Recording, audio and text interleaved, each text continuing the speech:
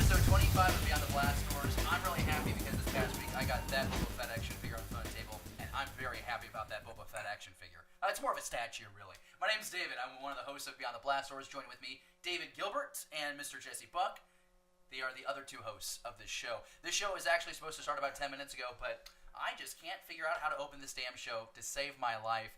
David Gilbert might be opening up the show for us next week. David, how are you doing? I try every time to open the show when you screw up a couple times, and you always tell me I'm not good at it. So keep on trying, champ. Hey, we hit positive degree temperature in the last 2 days, which has been wonderful. So we haven't been sub-zero.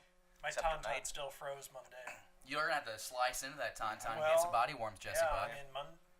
Last Monday, a negative 15 in the morning, the car did not want to start. And you're doing, okay, aside from the car not starting, though, you are doing better, though, because retail season is kind of slowing down for the holidays. Yeah. I mean, we still got some things coming up, inventory, whatnot. But, I mean, in general, it's less stress. Okay, wonderful. Well, I'm glad you're both here. The first episode of 2018, and we're really excited to be bringing you this episode with our new setup. We've kind of moved the studio around a little bit, got a few new toys, as I mentioned just a couple of seconds ago, and this feels right. This feels comfortable. So we're excited for you to be with us here on the show. And in case this is your first time watching Beyond the Blast Doors or listening, just know that we have about 4 or 5 segments that we do. We sift through all the relevant topics that have happened within the last week, and we also try and look ahead to see what's coming in the near future. So let's kick in with the first segment of our show, Real Talk. Real Talk is a segment where we talk about everything that is movie-related. This could be the original trilogy, the prequels, the new sequel trilogy, the standalone stories, the Clone Wars movie. I don't think we're ever going to talk about the Ewok stories. I think that'll never happen. Those are my favorite. Did you enjoy those? I actually enjoyed one of them as a kid. Yeah. What are the Ewok stories? We're not going to get into it. Oh, there's the Battle of Endor. It's really off topic. All right, let's go into the first topic. Because we are talking about Han Solo, because the Solo movie comes out in less than 5 months. Not The Last Jedi? We're moving on to the next movie? Oh, don't foreshadow too much in the episode. All right, so Solo, the first Star Wars sequel to be a Star Wars long shot. That is the title of a story that Forbes released within the last couple of days. And there are rumors that there are internal concerns within Disney, Lucasfilm, that this movie is going to be a bust at the box office. Now, keep in mind, starting at the beginning of 2017, when Phil Lord and Chris Miller began shooting, they shot for approximately 5 months, a little bit more than that. Then they were fired. Then Ron Howard was brought in. Ron Howard did reshoots. We now know are extensive reshoots, as much as 80% of this movie. That time to reshoot took almost as long, if not longer, than the time Lord and Miller were on the show. So to earn back the money, that seems to be the concern, because for a movie to make a profit, you have to bring in 2.5 times the amount of money to be a profitable film. So, going through the story, both of us, all three of us have read it. I said that both of us. There's 3. Both doesn't work. We've read this article. What is your reaction, Jesse, to learning that there is concern about this movie? Surprisingly enough, there wasn't concern about Rogue One making money when it came out in 2016. Well, the thing is this movie has just been a roller coaster since it's been announced. It really has been. We spent how many episodes over the summer talking about basically the changes. I mean, everything, basically all the drama centered around this film. I am worried about this movie.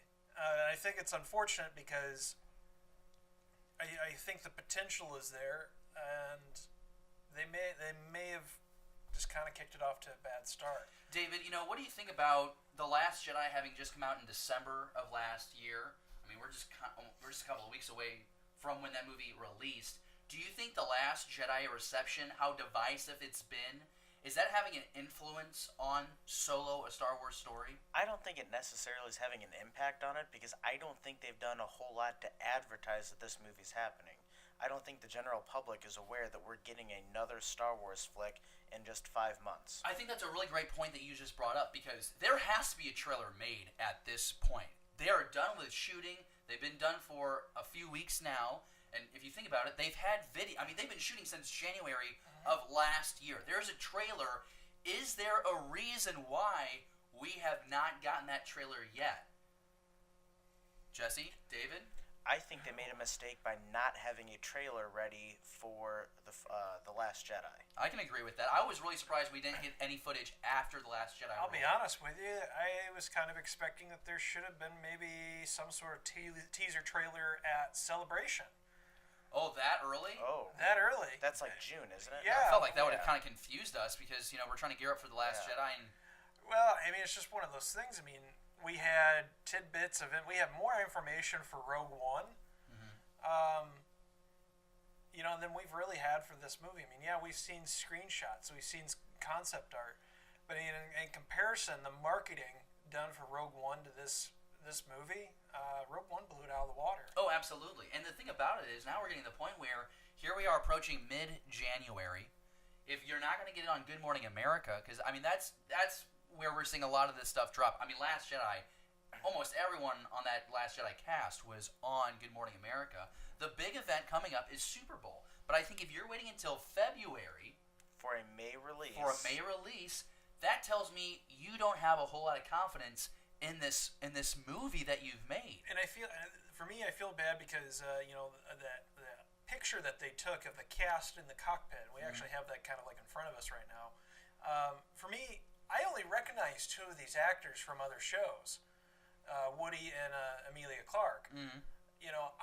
I'll be honest with you, I don't know who they have, really. I haven't seen a lot of his films and everything. I kind of feel bad for these other actors because it's just like, this is their chance to kind of get this is Star supposed to be Wars. their big break, right? And we're not getting anything. Where is the marketing? Where I want that trailer, and I really don't think Super Bowl is the right place for it. It needs to happen, like, basically now. This is kind of crazy, and I'm looking through this article, and again, Scott Mendelson has contributed for Forbes, who did this story, a really nice story. He even says in here, we're not thinking that Alden Ehrenreich is going to bomb on this movie. I do. You do? Yeah. You don't expect the performance to be good? I do not want somebody who's not Harrison Ford playing this film. I did not need this film from the get-go. I do not want a young Han Solo. I want Harrison Ford to be Han Solo forever. It's crazy to think that like a Star Wars movie is coming out and it's not the most anticipated of the year because I think of its release date. It's going against Infinity War in May. Another Disney property, which I don't care about. I mean that to me isn't. Yes, it's the Disney property. We've had a trailer for that, haven't we? We have. We've had trailers. Yeah, trailer and a teaser. But my point is, did Disney make a mistake releasing their two largest juggernauts in the same month? I think because Marvel and MCU, I think that should be the May release. But I think Star Wars needs to stay in December and own December. I think this movie might have benefited if they had more time with a December release. Since Disney's taken over the franchise, they've gotten in this rhythm where they have Celebration in late spring, early summer, and then they have the beginning of September where they have the Force Friday where they drop all the merchandise. Then they have a second Force Friday. Then they really pick it up and they start advertising the shit out of the movies over the Thanksgiving holiday before a December release. They know that this formula works because The Last Jedi, however controversial, made a boat ton of money. Rogue One made a boat ton of money. The Force Awakens made a boat ton of money. So after 3 go-arounds of this, why are they changing the formula? I don't think we need to go back to the May release, Jesse. And I know that was kind of the tradition. We got the Star Wars originally in May. The original trilogy, we got the prequel trilogy there in May. But it's a different world now. It works differently. Honestly, and right now, MCU, the superhero movies, reign supreme. It didn't never really matter to me whether it was, it's going to be a theater. No, it's the quality of the film, the quality of the acting and everything. My concern about this movie is that it actually features some of the prominent characters from the original trilogy. Chewbacca, Han Solo. We've got a young Lando in this. Okay, you can't screw this up. And I feel like potentially, there's a lot riding here because you've got, like I said, these main characters, and if it's bad. It's going to be really bad. It's going to be really bad. And they don't have the flexibility, I think, that they had with Rogue One, where we were introducing essentially all new characters minus 2 or 3. characters in Rogue One. There was a lot of wiggle room there. Turned out to be a great movie. Made over $1 billion, more than $500 million domestically. Very well received, and it gave, I think, the fan base and just lay moviegoers confidence in these side stories. I'm not sure that exists now, and judging by what you both are saying, it sounds like we are not fully confident in this movie coming out. I want to believe in Ron Howard. I really am confident with him helming the project, and I liked his social media presence through that shooting. But we haven't seen a trailer yet, and I feel like it's about a month late. The issue is I also feel bad for him because this is one of those things where was he basically handed a sinking ship. You know, like, and it was try to, do what you can with it. Remember when they first came out about the script that this was going to be Lawrence Kasdan's swan song, and this was his best script yet?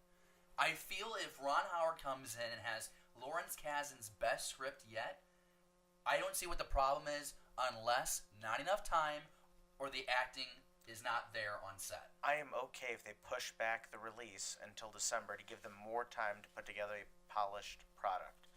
But if the movie still sucks, then it comes down to the acting. If it comes out where it's Justice League and there's clear flat screen, green screen in the background, and it's clearly been rushed, it's clearly not been...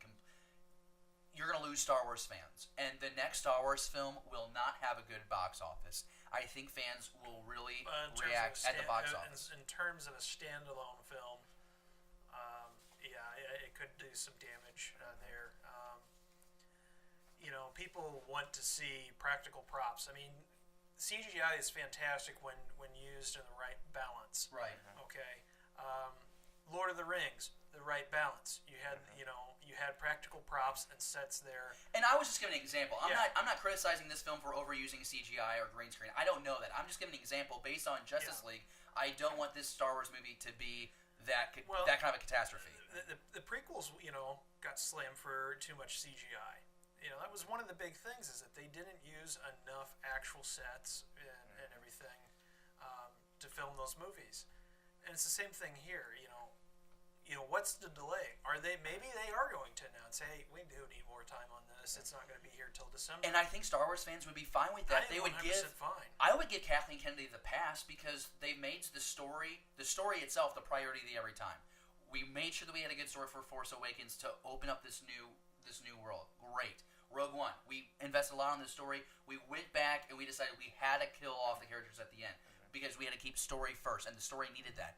If you're telling me it's for story purposes, I will give you the pass and I will wait.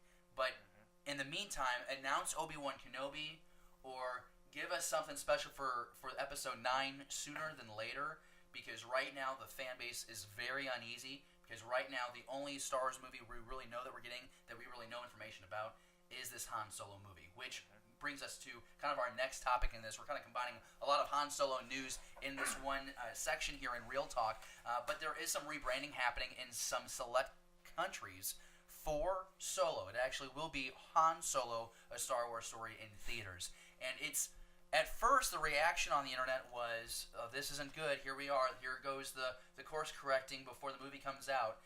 It actually turns out that the word Solo has different meanings in different languages across the world. So they are going to call it Han Solo to remove any confusion with the consumer. To me, that sounds great. My question is, Jesse, should it just have been the Han Solo movie in the first place? Yeah, I think it just, in general, that's just how it should have been.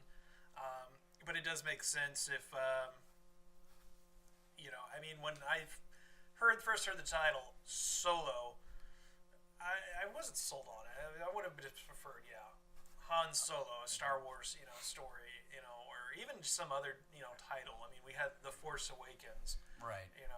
Why not? Something more. I think this was over at StarWarsNewsNet.com. They, a great aggregator of Star Wars content, they actually brought us, they pointed out this story to me and a few others this week. I think someone over there suggested, The Smuggler's Run or The Smuggler's Journey, or I don't know if that's too hokey, but something better than just Solo. But, Solo or Han Solo, both are stupid names. There's not. Yeah, I mean, if we're gonna do this, if the strategy with the standalones is just to go by last names, I don't want a Kenobi, an Amidala, I don't need that. A 3PPO, a Star Wars story. I don't need these things. even if they call it like Tales from the Millennium Falcon, which is still stupid, it would be better than Solo or Han Solo is the I title. mean, Rogue One is Rogue One. And that's a fun. Then that's a good title. It's a great title. Yeah. Something with, I don't know, maybe something with a Kessel Run. I don't know. We'll get into that later because we do have the Lego sets. They have been leaked online. We'll get to that in just a while, coming up in Pages, Pixels, and Pieces. But that is some, I think, positive news about the Solo movie because some of these Lego sets look really stellar. And one is kind of annoying, but we'll get to that later. It's not like we're getting a 13th Millennium Falcon. Oh, wait. Maybe we are, folks.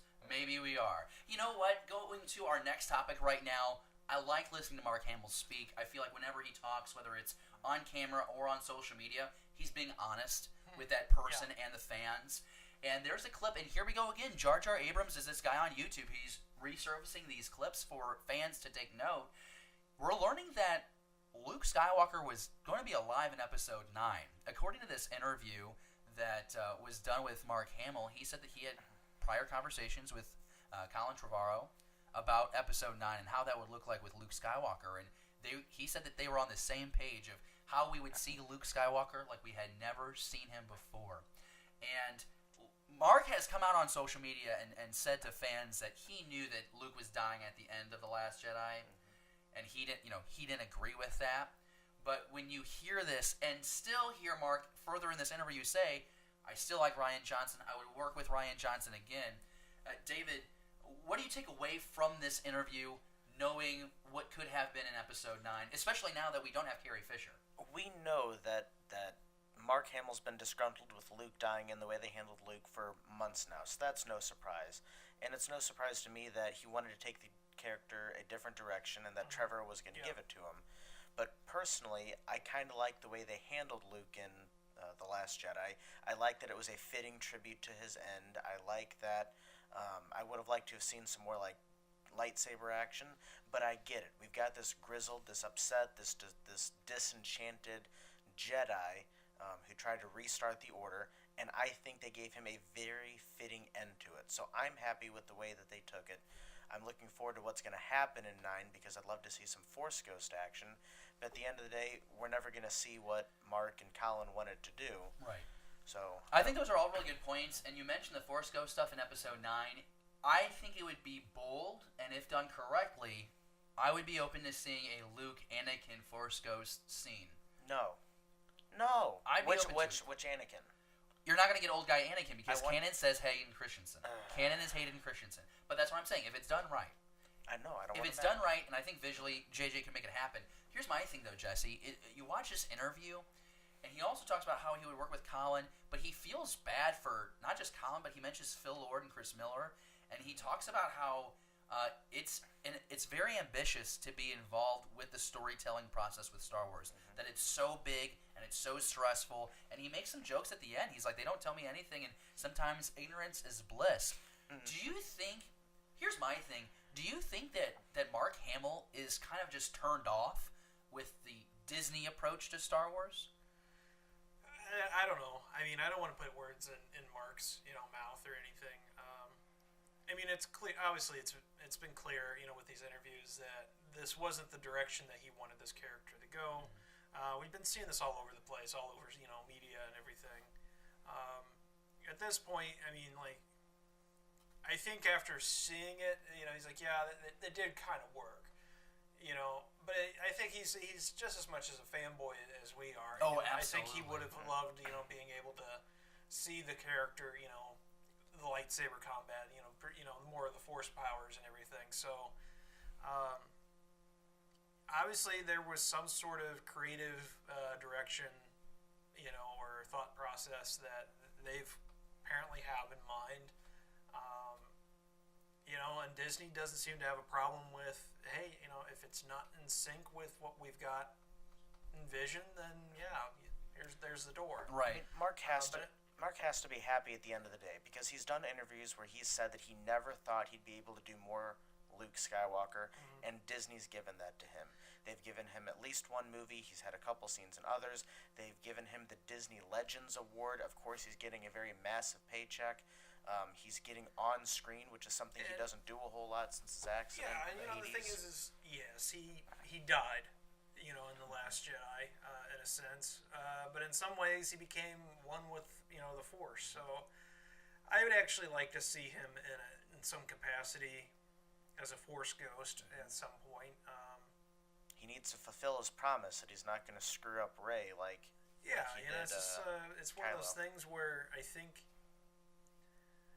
the character. I mean, I'm kind of with you. I actually kind of like how this was portrayed. I mean, yes, I wanted all those things, but this isn't. This is old Luke. I think that everyone. I think my thing is, I wish that we would have started with Force Awakens with Luke not being disenchanted and being involved, and then something happened and him having to go away, and then we have to bring him back. I think that's where a lot of fans are miffed, because if you think about it, a lot of what I'm reading is he went off in the expanded universe. He went off and he did all these adventures and he rebuilt the Jedi and yada yada. Well, he might have still done that with the way they've told the story. He did go on and rebuild the Jedi. He says he had a dozen students that he tried to rebuild the Order, and he had a dozen students, including Ben Solo. And one went bad. So that's my thing. As I think that a lot of the frustration might change if they would have done it that way, but they didn't, and nonetheless, that's okay. Still very interesting to get this insight from Mark Hamill in this interview. I think we're all just going through the stages of grief. We see it, we're in shock because of all the new things they've done, and then we hit depression, bargaining, and I think eventually we'll all get to acceptance that this is part of Star Wars canon, just like Attack of the Clones and the Christmas Well, special. I've never accepted Attack of Clones, but that's a conversation for another day. Let's go ahead and jump on to the next topic. Did you have something? I did, because I feel like, just think about this. Okay, Mark, Luke, he's unquote a Jedi Knight now, but he doesn't have a lot of experience. And then all of a sudden, he's expected to rebuild the Order, and he's got a dozen students. Where most of the time, a master focuses on how many students? I don't know. You would have had a classroom of like 30 in saber training. But I mean that's like saber training. But in terms of actually understanding the light and dark side of the Force, I want to learn more. one-on-one. I want to learn more about him training those students, because maybe he didn't acquire all 12 at the same time. 30 years.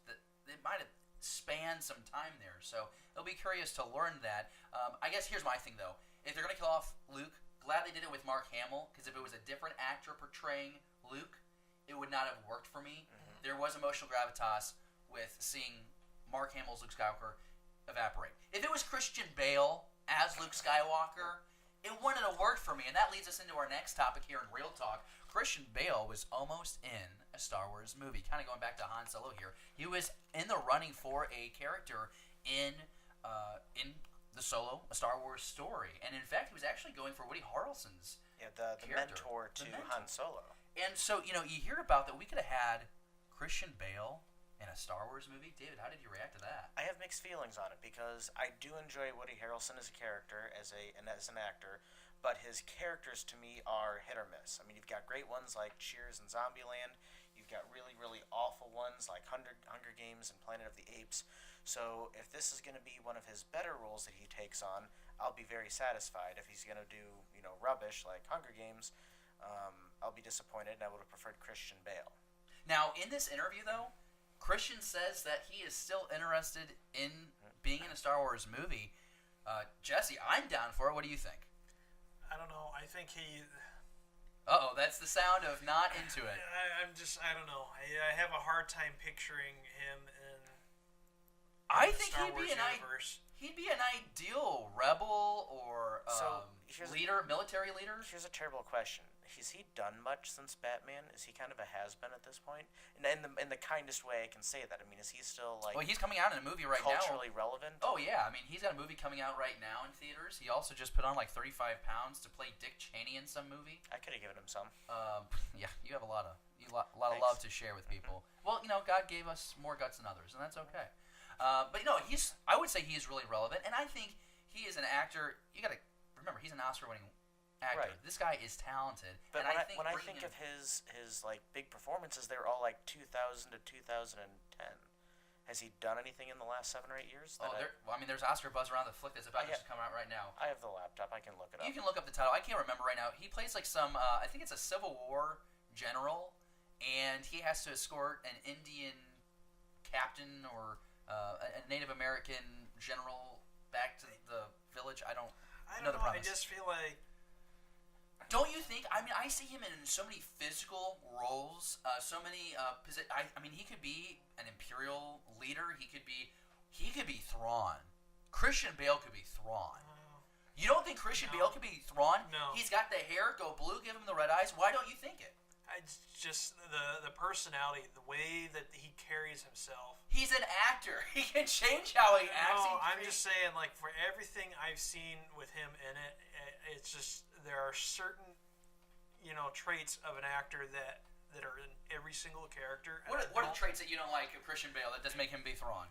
For one, no, he's not. That's not a reason. That's a response. What's a reason? It's just Well, for starters, he's not blue, David. Yeah, he's not blue. Listen, visually, you can do that with makeup. I mean, look what they do with Jim Carrey for The Grinch. I mean, he's not even recognizable. Look at all that makeup. Yeah, 81 or something odd days of makeup every day. Whew. If you think about it, Christian Bale. That's where I'm saying it right now. I want to see Christian Bale as Thrawn in a Star Wars movie. I don't think we're gonna get it, but that's where I want to see him in it because I think he has to have that kind of role. He kind of has to be like one of those new characters to be believable in a Star Wars movie. Laugh if Thrawn dies at the end of Rebels. It's been confirmed he doesn't die. We confirmed that several weeks ago, actually, that Thrawn lives out longer. I think Dave Filoni confirmed it. We all know that Star Wars makes a lot of money, and we know that it's made already back its $4 billion that it cost to buy from George Lucas. But now, Star Wars has surpassed Harry Potter as the second largest movie franchise of all time, just as soon as Last Jedi crossed the $1 billion mark. Listen to this, guys. Star Wars, the franchise, has amassed $8.5 billion compared to Harry Potter's 8.5. Okay, so I got to keep going further. So $8,556,000,000 compared to Harry Potter's $8.539 billion. $8,539,000,000. Those big numbers to read. Still really impressive. And think about it. I mean, I would have thought Star Wars would have already been there. I mean, clearly it hasn't been. But David, you hear those numbers.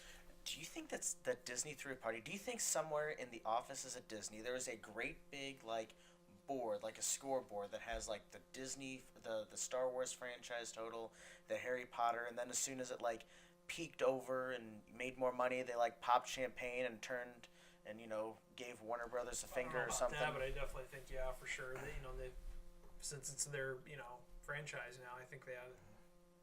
Think they celebrated? They have to. I mean, I'm hoping they got chocolate fountains and pranced around.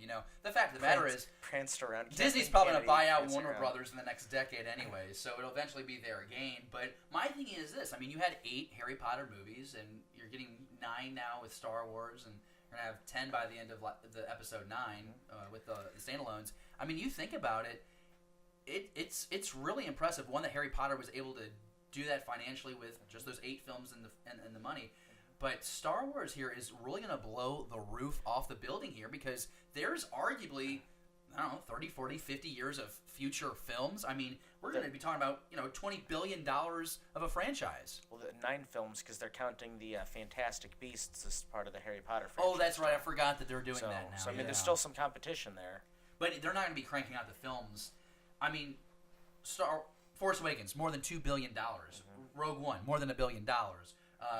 Probably going to finish around $1.6 billion for Last Jedi. I mean, those Harry Potter movies aren't bringing in those dollars. Yep. So really interesting to see. Jesse, I mean, are you on pretty much the same page with us? Is that Star Wars is only continue to make more and create a larger gap there between that and second place? Yeah, I mean, considering that we still have a whole nother, trilogy movie coming, we have, I don't know, the standalone movies might be dead after Solo. That's a real possibility, I think. I think they're going to really have to reevaluate what they're doing, which I think is nerve-wracking because, like we mentioned earlier, I don't want that to sacrifice an Obi-Wan standalone movie because I really want more Ewan McGregor Obi-Wan Kenobi. If anything, I like to think even if this movie fails, they might be more cautious on the stories they pick. Okay, yeah. The thing is Ian McGregor's expressed interest in reprising the role. So that's the thing is you're not dealing with somebody else. Did you call him Ian? Oh. Maybe. Oh, Ewan. Yeah, I thought that's why I was laughing. I was like, what? That's a bad negotiating move. I really want this job. Okay, we'll pay you $10. Well, can I get 15? Not if you want the job. You're taking the 10. I mean, bad negotiating move, but I really want him back in. No, but you understand what I'm saying, though? Like, the fact is that he can still reprise the role easily and everything, where they brought in a young actor for, Han Solo. I'm not trying to knock on this actor. No, but I'm with you. I mean, I would rather, if you can bring Ewan McGregor back for an Obi-Wan movie, then do an Obi-Wan Kenobi movie. Yeah. But if you can't bring Harrison Ford back to do a young Han Solo movie, I mean, if you're not going to de-age him like they're de-aging Robert De Niro with that Irishman movie that Scorsese's doing, if he's not willing to do that, then don't touch that character anymore. Take Alden Ehrenreich and go put him in a different part of the timeline in Star Wars and give us new stories and expand exactly. it. I mean, it's exactly what they did with Rogue One. Is they took one of the biggest questions in the fan base was, why did they build a freaking hole in the side of the thing? Okay, well, this answers it. Okay, is it the greatest story? No, but it was good enough. I think it was great. I mean, I've met people who are like, "Oh, everybody dies." It's just like, no, but it makes sense. It makes sense. It makes sense. It makes sense. It's continuity correct. And what you got, David? I was clicking through IMDb. Yeah. And I noticed that Alden Ehrenreich, yes, who's playing Solo. Last movie was Hail Caesar, I think. Well, he's not the top billed cast member. Amelia Clarke is for this movie. Huh. That's interesting. Well, isn't Amelia Clarke a little bit more known than Alden Ehrenreich? Without a doubt. But you I still think that's why that you the do it. title character, I mean, it all comes down to negotiations, what they put in their contract, what they're able to get by.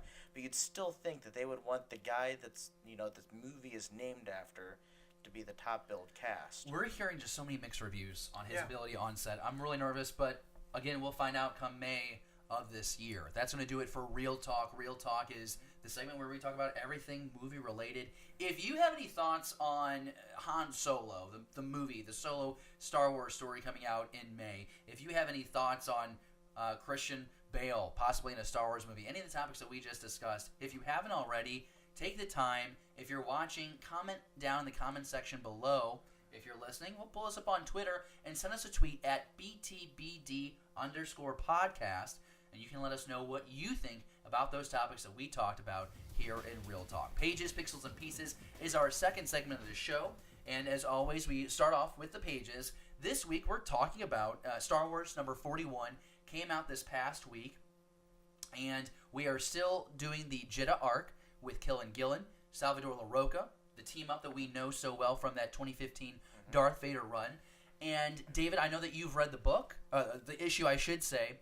And Jesse, I gotta still give you the issue to read. Have you been able to read it though? No. Okay, that's okay. At least you're honest. We appreciate the honesty. It's okay. I mean, we're still on Jedha, and it's been an interesting storyline. But the art, I just can't get past it. It is not what I want out of a comic. You're not into the art. I thought this was significantly improved over issue number 40. Oh, so we're calling it garbage instead of trash?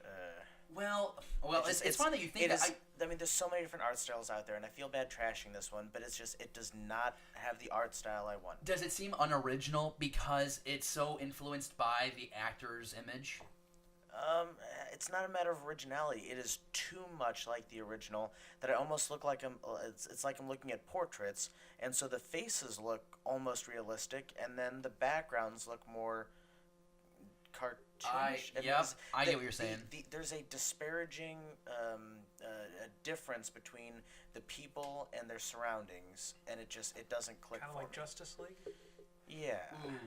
I mean, second shout out of the show for Justice League. You need a scoreboard to tally this hate. I will tell you, there is what we're doing with the Star Wars line. I like the times when they take risks with the series. I appreciate it. Even with like the Screaming Citadel series that I always complain about, I still appreciate them trying, Yeah. This, to me, is a more consistent story. I think the characters are a little bit more fleshed out. As far as, Killen is getting his rhythm with the characters and how they work and how they communicate. I'm into it. I've always enjoyed Salvador LaRocca's art, but similar to David, sometimes the character forefront and the background takes me out of it. I don't want to give away too much in this issue. I will say I love this ship that is kind of at the central hub of this story. It's a focal point is this large ship that is on the planet, and we're dealing with queens and such. It's an okay story arc. I think this story would have served us better doing a story as a tangent. I think this would have been a better miniseries arc. I get why we're going back to Jeddah. I know that we're trying to connect the dots between here and Rogue One, give you some more information about that planet. But for me, I don't know. It wasn't. It just didn't do it for me. But I will tell you this, and I've said this before about the Star Wars run. Week to week, I sometimes really struggle with it, Jesse. Mm-hmm. But there are times when I get the trade out and I read the trade. I pull a David Gilbert and I get the trade of it. When I can read that whole story in one sit down, I always enjoy it a lot more. So I'm not saying don't buy the single issues, and of course I'm saying if you like what you're reading in number 41, then by all means enjoy it, have fun with it. Buy issue number 42. I support our local comic book shop. I mean, I'm not discouraging you from that at all. I'm having a hard time, but I think that might be rooted in the fact that we do have a different writer at the helm now, and I'm still trying to get adjusted to that storytelling story. Needless to say, check it out. Let us know what you think about that issue down in the comments below, or let us know on Facebook and Twitter. Coming out soon, though, we are going to get Darth Vader number 10. We're really excited about that. A lot of great variant covers coming out for number 10 to celebrate. And also, there was an article we were able to have a little interaction with Charles Soule on Twitter the other day. He actually shared an article about the covers for issues, I think, 14 and 15.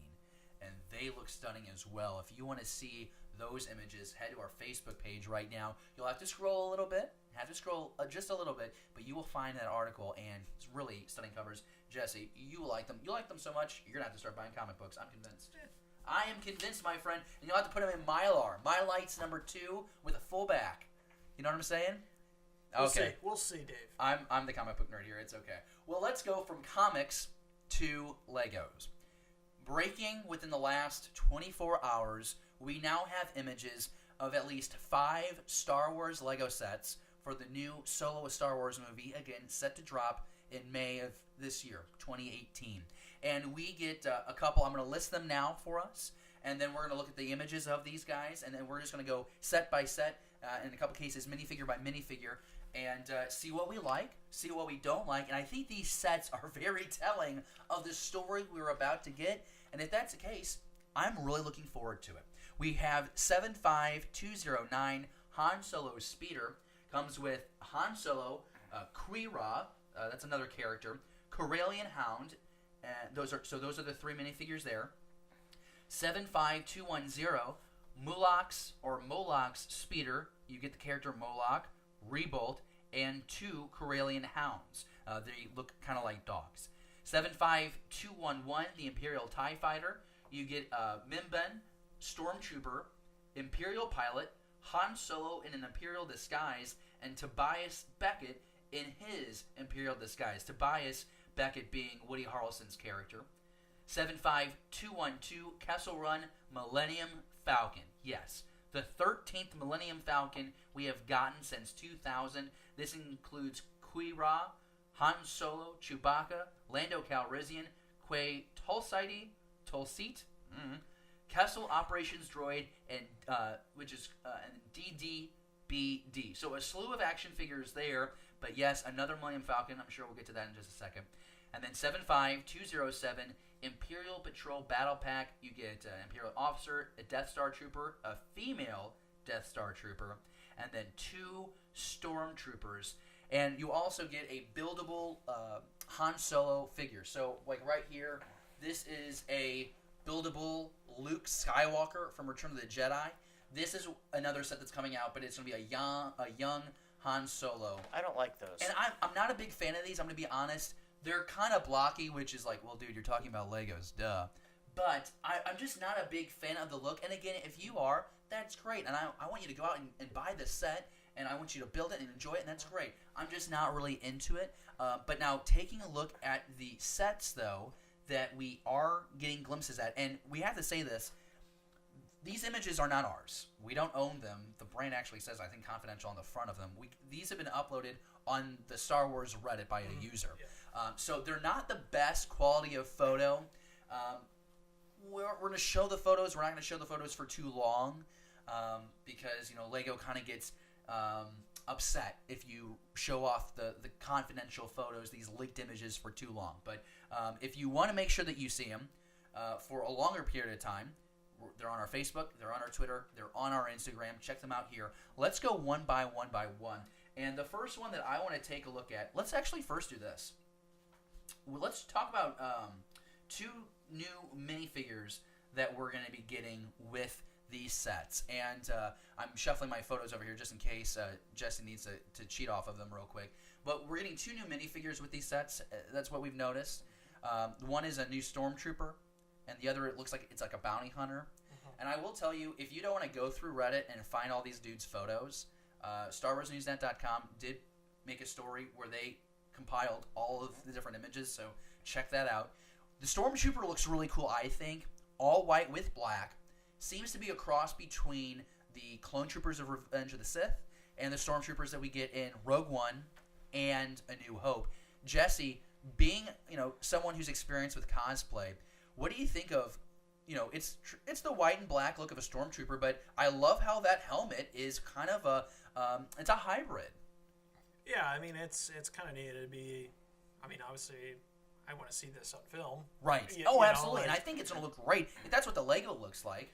Yeah, I mean it's a cool minifig. I mean, as a kid, I would have loved to have that. And, obviously, I played with my Legos as a kid. So well, yeah, didn't you just buy a Slave One? I may have just more of a shelf piece, I guess. But the thing the thing I'm not sure about with this figure, David, is when I look at the helmets, I'm a real nerd when it comes to the Clone Trooper helmets. Mm-hmm. They have it cut in, so it's not like it's a printed black visor on the front. Mm-hmm. There's actually a hole there for the eyes for the trooper. I'm not sure I'm a fan of that because that depth really doesn't exist on the helmet. Like if you were to have a cosplay Stormtrooper helmet, it would just be the plexiglass black. It wouldn't be really into it. So I think I'm being hypercritical of this. Actually, I think it's a number 5 green. Number 5 green. Number 5 green. Yeah, they're green lenses and not. The film helmets are actually not black lenses. Really? Yeah. I didn't know that. The things you learn on Beyond the Blast Doors. Be sure to give us a thumbs up and hit subscribe. The next thing, sorry. No, you're fine. No, I'm being serious. I think that's great. I didn't know that. The next we get, the second new figure we have is like a bounty hunter looking thing, and I read a couple weird names, weird character names on there. Is that a dress? Well, I think this is a bounty hunter. You know what I would love? Like a cloak of some sort. I want to get maybe a trench coat. I want to get real nerdy and throw this to the Clone Wars. I want that to be a Pike Syndicate. I want that to be Pike. Okay, yeah. I would love cool. to. Really surprised we didn't see them in The Last Jedi. I thought it would have been so cool to see the Pike somewhere in the background of Canto Bight. I think more Easter eggs might have made that scene better for me. But nonetheless, I like the figure. I dig the robes. That mask, though, really has me wondering, what is this bounty hunter? Is it a Pike? They kind of have weird heads. I'm not necessarily seeing that here, but we will see. The Pike look is canon. We've gotten them in the Clone Wars. We'll find out, but I don't know. I think two really cool-looking minifigures. Let's go ahead and jump to that first set. Let's take a look at Han Solo's speeder. It's not a land speeder. It's just a speeder, and it's really flashy. This thing is blue. I love the blue on this. It's like a midnight color, midnight blue, with a white stripe on the front. And if this looks familiar, and the battle pack will also look familiar to you as well. We've seen this ship before. We've seen Alnarenreich in photos from set in this ship, and it's nice to see it in Lego form. And as I mentioned, you have the two minifigures there along with the Hound there on the side, but a really cool figure. Big fan of the curvature of the pieces, especially on the back and that front side. Looks kind of industrial, but also looks kind of sporty, and I'm really into it. This set I would say is somewhere in the wheelhouse of $25 to $35. Yeah, I would say it's probably the 25 range. I think that's fair, and I think that looks really good. And let's go ahead and pull up the battle pack, because I'm pretty sure the battle pack and this speeder are really closely tied together. The battle pack features the speeder, the Imperial speeder, and then the 3 other Imperial. There's an officer and 2 other stormtroopers. And what I like about this is the fact that I think we're going to get a chase scene in that Imperial compound. I think that's what this is all building up to, and I'm really excited about it if that is the case. It's a really cool design. You're seeing it there on your screen if you're watching. But it's the two sides where it's kind of slanted, kind of similar looking to Rey's speeder that we got in Force Awakens, just significantly less pieces. But that looks fun. I think there's a speeder chase scene because we also get that. We also have one more speeder in the set, and that's Mulak's speeder. So I'm wondering if you're gonna have a speeder chase here with Han Solo, this Mulak character, and the Imperial Guards, or if they're two separate events. I also don't know what the Kessel Run is. Is the Kessel Run just a pure space chase, or is this like a triathlon where you have to like speeder bike to this point, then you have to take off and go to this point? Like, I don't know what that looks like, you know? So a lot of speculation here with how those sets might be connected. Well, I mean, I think the Kessel Run is more of a nickname for, like a smuggling route. a smuggling That's route. kind of what I was kinda imagining. Okay, all right. And that's what I'm saying. Like, Yeah. I don't know, so it's fun to guess on those kind of things. The Millennium Falcon. Have we hit everything else? We've hit the battle pack. We've hit the TIE Fighter. TIE Fighter. Let's do the TIE Fighter next. We're getting the TIE Fighter, traditional black, gray. Looks really nice. Really enjoy, again, looking at this photo, you can see that there's a little bit of additional reinforcement on the wing sockets where the cockpit attaches with the wings. So that's really nice to see. This is, I believe, our third or fourth reincarnation of the TIE Fighter, and that's including the UCS version. So I don't think that's a ship that you can get too often. I'll be curious to see what the price point is, Jesse, because it does seem like it's a little bit more detailed. Well, I saw that somewhere. Give me a second. Okay, I think I can find you think it. you found it? Okay. Yeah. I'm going to guess, even though, he's looking it up, I'm probably going to say 65. See, that's where I was going. I was thinking it's going to be... 70. Yeah, and that's really unfortunate. I would love to see the TIE Fighters come in around like 40, 50, like 45, 50 at most, and give you 2 or 3 minifigures. But I also know that, times are changing. TIE Fighter is 60. Han's land speeder is 29. Okay. The other land speeder is 40. The Imperial Fighter Battle Pack is 15. Kessel Run Millennium Falcon. You want to take a stab at what kind of mortgage you need to get for this one? I'm going to say this one's going to be 130. We're going to go with the 800. It's 150. Oh, that's ridiculous. The Han Solo buildable figure is 20. Okay. That's all. David, can you go ahead and save those pricings? Just copy and paste those into the show notes, and we'll be sure to include that information down in the comments below. 150 seems extremely, I don't know how extremely it is. It's annoying. I'll tell you this, because I bought the 2015 Millennium Falcon that came out for The Force Awakens. I mean, it's right here. And that's pretty frustrating to hear that jump because this was $125, and it has decent detail on the outside, and I'm happy with the interior. I still feel like this really is only a $100 set. We just got the UCS version that was $800 that had a cop-out for an interior. If you think about this, we've now gotten 4 different type of we got 3 different Millennium Falcons in the last 4 years. I think that's a little overkill for this vehicle. The thing I'm just mind-boggling is, as a kid, Lego sets used to be really cheap, and I don't know if it's because the cost of plastic's gone up, or it's because Lego's getting into the the franchised brands and everything now. And I don't know if I would call them cheap. There were definitely cheaper sets. Like I remember like the Battle of Endor set, the one with like Luke and 2 troopers in that tree. I think that was like $10 or $15. I don't know. I mean, I think they're getting more expensive as the economy continues to grow. I mean, it's just one of those things where it's just... They also know demand's there. I mean, think about it. The UCS Millennium Falcon that is $800. That is incredible on the outside. The exterior is incredible. But the interior, the hallway, is stickers. That's how they do the hallway, is stickers. That set sold out in, I think, less than 3 months. I mean, it's gone. You're not getting it. I would have to get that, get extra blocks, because I would want the inside. I will say this, and I'm going to try and pull this around here. Oh, you're going to help me? I appreciate that help. We have Ayla Secura on the Millennium Falcon right now. Oh, we haven't seen her for a while. We haven't seen her since Nick left. That's a real bummer. Nick, we miss you. We always know that Nick's watching. This is part of the rifle. I'm just noticing that my set's broken. It's really great entertainment, I'm sure. So this is the Millennium Falcon from 2015 that I built. It is, we can open up the fins. It has a really great way of presenting everything inside, okay? Now, I understand with the UCS, they're not able to do this because they're going to go really intricate with the detail. And that's fine, because like I said, the UCS is so detailed. But this set is the best one, I think, to use to compare to what we're about to get here in 2018. Because the difference between this Millennium Falcon and what we're going to get with this 2018 model is the new one is a little bit more white than it is gray, Jesse. And down here in the front, this is what it more so looks like. The Millennium Falcon that we're going to get here in 2018 is going to be more white than gray, blue painting around it, which is consistent to what we saw in Revenge of the Sith, cruising into the Senate building. But there's no gap here in the center of these two parts here on the front of the Falcon. Really? But there is paneling up here, so there's not like a hole. I mean, I'm obviously trying to show you this as an example. And we'll also bring the image full so you can see exactly what I'm talking about here. But there is no gap in here between the two parts, and of course we know the gap because that's where Han Solo stands, for example, in Empire and Hoth. I'm getting really detailed about this because I think I have a theory.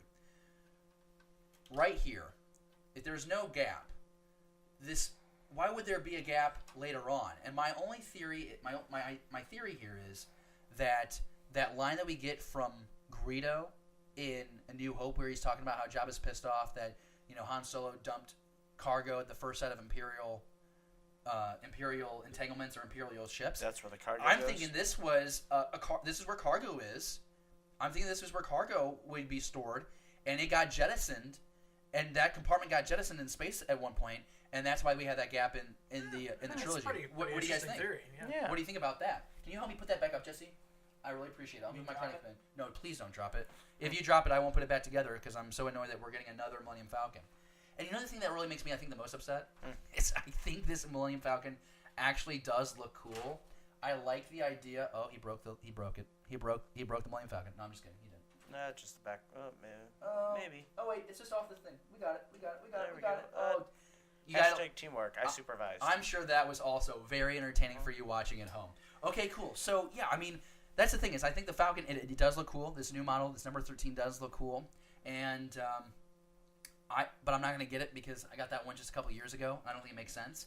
I got the ship that matters. So Yeah, you have the slave one, so you're happy. But if you think this set is cool or not cool, let us know what you think down in the comments below. Or as always, if you're listening on iTunes, Google Play, or Stitcher, hit us up on Facebook and Twitter or our Instagram accounts.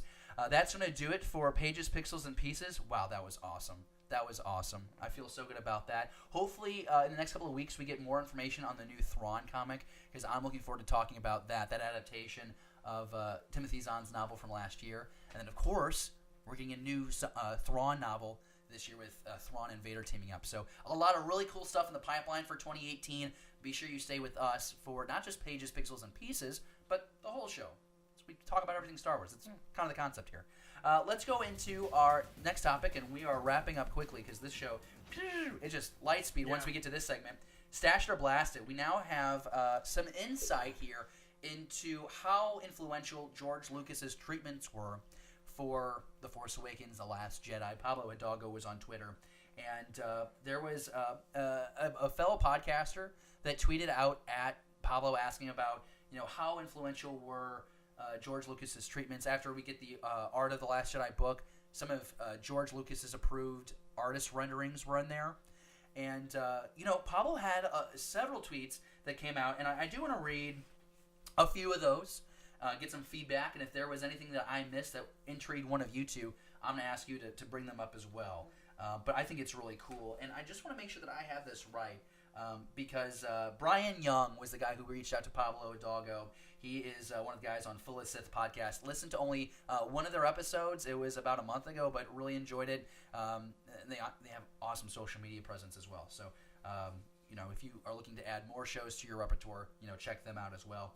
But asked a variety of questions, and here's a couple of the responses back from Pablo. In a very general sense, the original idea of 7 started midway through what we now know as Episode 8. So they have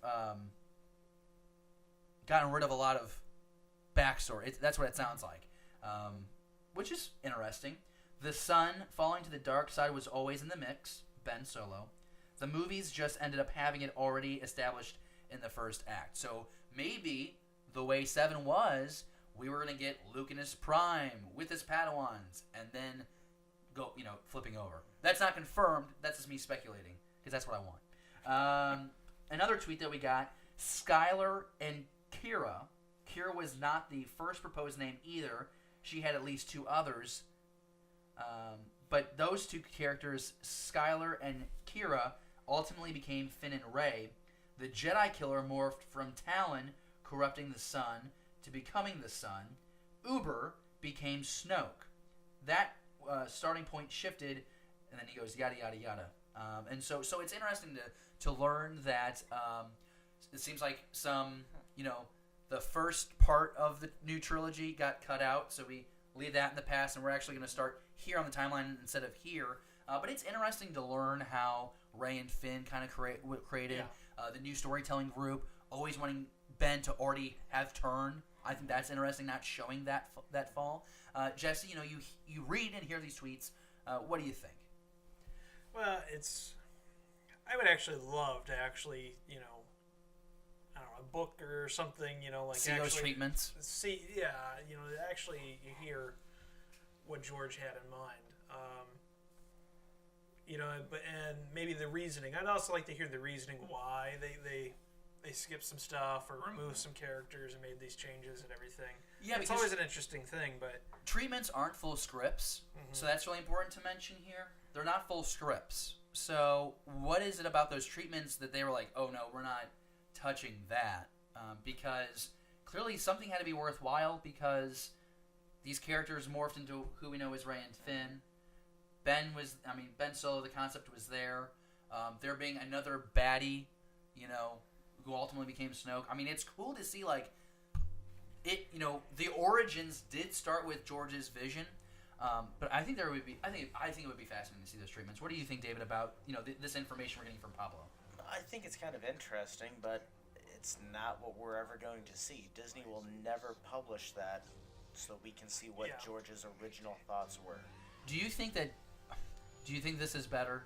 Do you think it's better that they allowed mild influences rather than doing a George Lucas 7, 8, and 9 and then going into Disney Star Wars? I mean, some people disagree with me, but I liked The Last Jedi for the most part.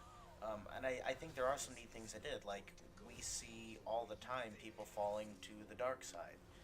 Not just in Star Wars, but all sorts of other, nerd things that we're passionate about.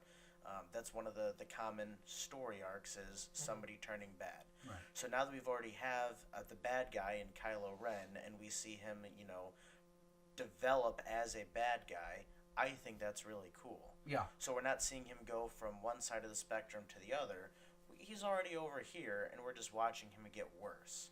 And I like that. It's not something that I see all the time. I agree with you. I think that's a good point, and it's a point of difference. We aren't trying, Disney does not want to show you something that you've already seen before.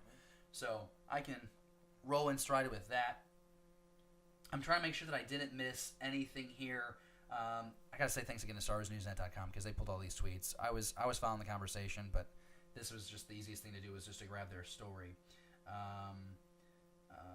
No, I think Skylar was the son in some versions, and as for how all that was going to go down, that ain't my story to tell. So that's interesting. Skylar was the Finn character, and he was supposed to be the son somehow. So that Skywalker story was going to be told in a different way.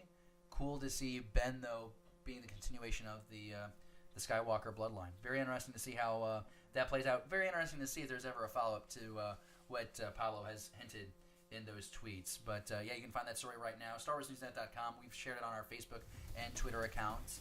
Let's go ahead and jump to our next segment. This is always a fan favorite, I think. It's the Fan Comlink. Time to tap the Fan Comlink.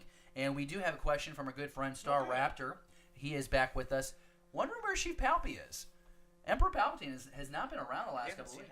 Haven't seen him for a while, but it's like Thanksgiving. I just hope he's okay. Just hope everything's going well. Star Raptor says, in this week's Fan Comlink, Star Raptor asks us, what are you most excited for in 2018 when it comes to Star Wars? the Solo movie, Rebels, certain comics, novels, etc.? That's a very loaded question. I feel like there is so much happening right now.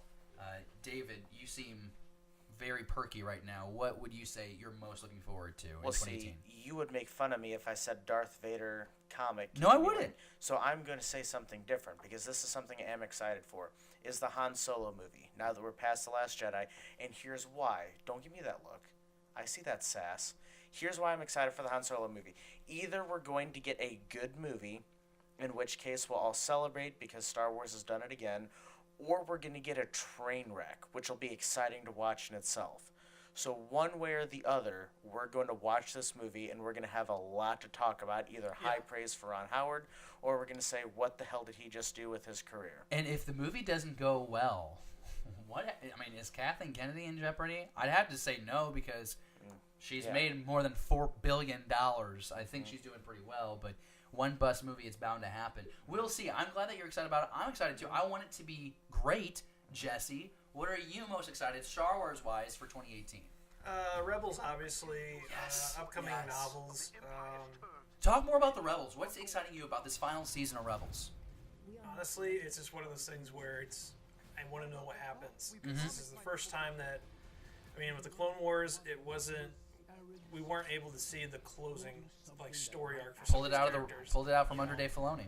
And so, this time he's able to actually finish these story arcs, and that's what I want to see. I want to see these come to a conclusion. See who survives, who doesn't survive. There was a comment made that this series would end with the Battle of Scarif. I don't think so. The timeline doesn't. I just don't feel like the timeline doesn't place. You don't think you don't think there's a possibility of a time jump in between the halves? And reiterate again why we're not time-wise where we would need to be. For one, the hinting of the Death Star, it's still hinting at this thing is still very much, this is still maybe a year, 2 years out. Okay? What do you mean, hinting at it? Construction? Or? Yeah, if you just pay attention to the details, construction-wise, I don't think it's at the stage that you see it in Rogue One. Because we've already seen in Rebels that they are trying to harvest the kyber crystals. Yes. So they're still trying to finish the weapon. Yeah, so it's still in some sort of construction development phase. Well, it finishes construction in Rogue One. So I don't think that... I don't know. That's fine. You're going to say it's not going to happen. I just don't think it's going to happen. We can agree to disagree, and that's the fun of it, because you know what? It's Star Wars. After all, it's just a bunch of movies. What am I most excited about in 2018? I want to see this Thrawn novel. I think that has the potential to be really good with Thrawn and Darth Vader matching up, which if you have not read the first Thrawn novel, you're literally in the mind of Thrawn. So, sometimes it's slow, but that's how it's supposed to be, and it is really good. And I know, and you know if you read that book, that Thrawn knows all about Vader and his past. And so how does that dynamic work? I think that is going to be a great story, and I don't want to get too excited for it. I think it really has the potential to be almost as good as Lords of the Sith. You got to see that dynamic between Emperor Palpatine and Vader. Yeah. And this one, what is Vader like with Thrawn, who is kind of like another pet of the Emperor? Pretty fascinating, I think. And you know what? Honestly, I'm going to say Darth Vader too. Darth Vader. Yeah, Darth Vader 20. Just to see what they do with that series. I'm curious to know if they go longer than 25 or if they go shorter than 25. 25 issues being the count that they did for the 2015 run of Vader. Kind of curious to see how that shapes out. And that kind of leads us into our final segment of the show, staying on target. We've had, it's been a great episode. Episode number 25. This has been the first episode. This is the first episode of 2018. And glad to be in the new year with all you guys. And, we talked about what we're most excited about, overall this year. But what's coming up in the next week that's really got you excited for Star Wars, Jesse? Well, hopefully Wednesday I'll have the Lego Slate 1 to put together. So tell us the story. So what made you finally invest the money to buy an Ultimate Collector Series Slave 1? Well, obviously, as you all know, I'm a Boba Fett fanboy. So, you are. Without a doubt. So it's just one of those things where... honestly, it's a very, kind of a long story, but I used to have a lot of the very beginning Lego sets. They were good. Did you have the original Slave 1? I did, actually. I did, too, and I broke it. I'm mad about it. And tragically enough, like my mom tried to do a nice thing, and she kind of went through the house one day and kind of purged the household of all Legos.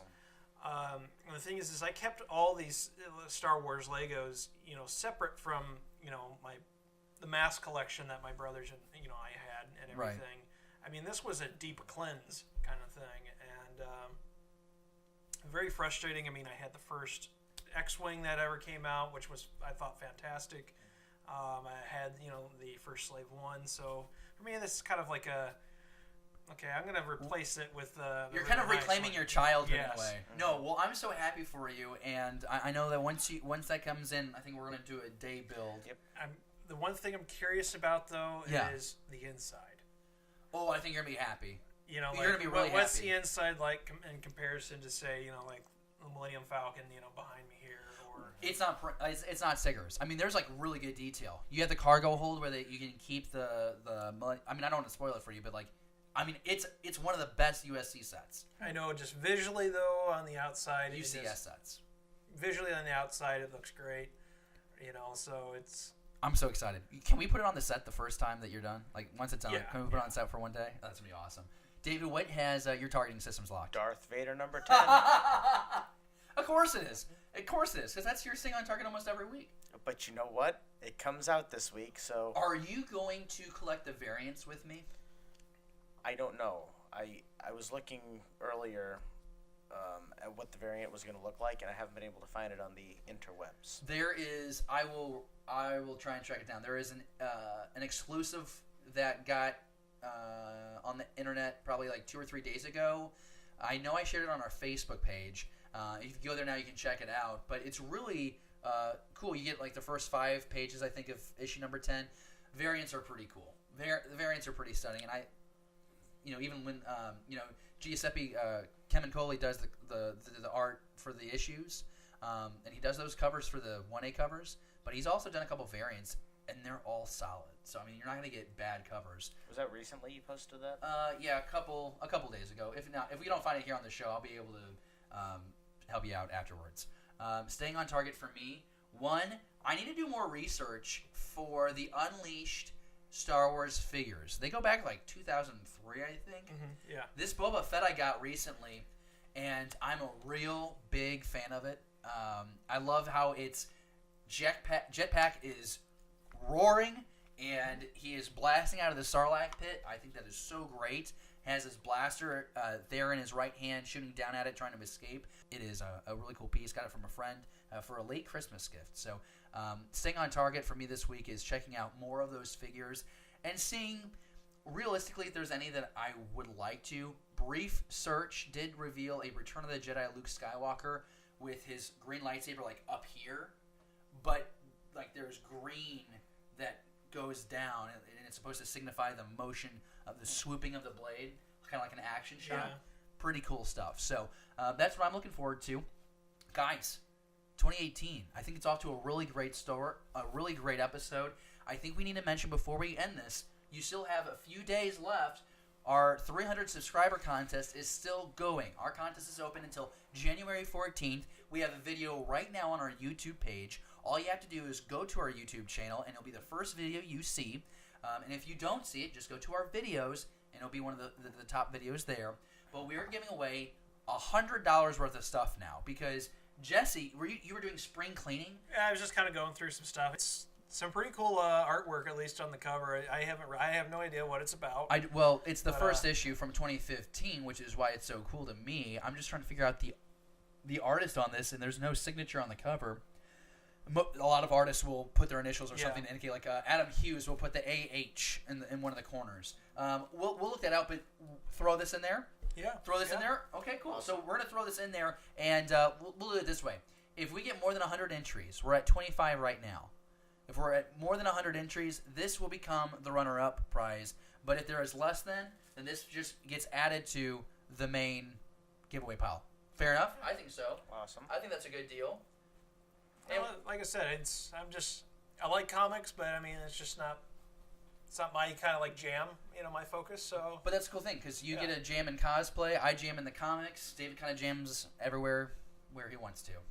That's great. I'm so happy for you that you have such freedom in the Star Wars community Don't to judge just me. openly jam. That's going to do it for episode 25. We are so thankful that you joined us for this episode. Make sure you get your entry video online.